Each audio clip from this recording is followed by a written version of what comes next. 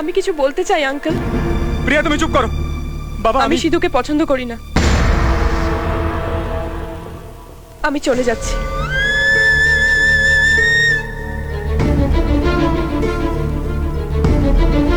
ভদ্র সমাজে কিভাবে কথা বলতে হয় আমি জানি না। আজও আমি আপনাদের কথার মাঝখানে এসে কথা বলছি। আমি জানি না এটা ঠিক কিনা, কিন্তু আমি এটা বুঝতে পারছি যে আমি সিঁদুর যোগ্য নই। আপনি যখন এখানে আমাকে আনতে বললেন তখন আমি ভেবেছিলাম কি করে 7 দিনের মধ্যে একটা মানুষকে আপনি চিনতে পারবেন, কিন্তু ওখানে আসার পর জানতে পারলাম সেটা সম্ভব। আমি জানি না আপনি আমার সম্বন্ধে কি জেনেছেন, কিন্তু আমি সিধু সম্বন্ধে অনেক কিছু জেনেছি। আগেও আমাকে দু একটা কথা বলার জন্য অনুরোধ করত, এখনো চায় আমি যেন কোনো কথা না বলি। তখন ফোন করত মিষ্টি মিষ্টি কথা বলার জন্য, আর এখন ফোন করে শুধু ধমকই দেয় না, যা তা কথাও বলে।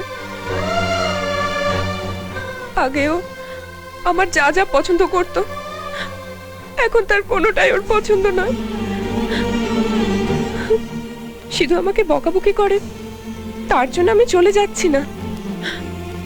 ও আগেও আমাকে বকতো, কিন্তু তাতে ভালোবাসার স্পর্শ ছিল। আর এখন সেই ভালোবাসার কোনো স্পর্শই আর নেই। ভালোবাসার সব সুর হারিয়ে গেছে।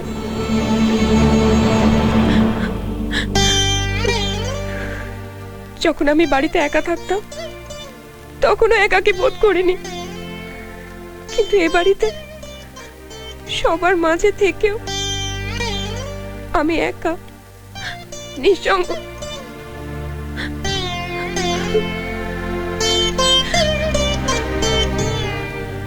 আমি ভিতরে একরকম আর বাইরে একরকম হয়ে থাকতে পারি না আঙ্কেল। আমি যদি এখানে থাকি আমাকে মিথ্যে অভিনয় করে থাকতে হবে, সেই ভয়ে আমি চলে যাচ্ছি।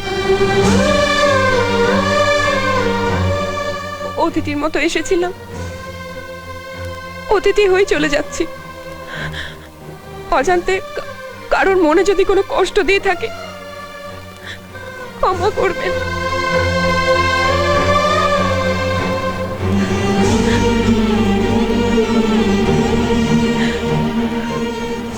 চলি আন্টি।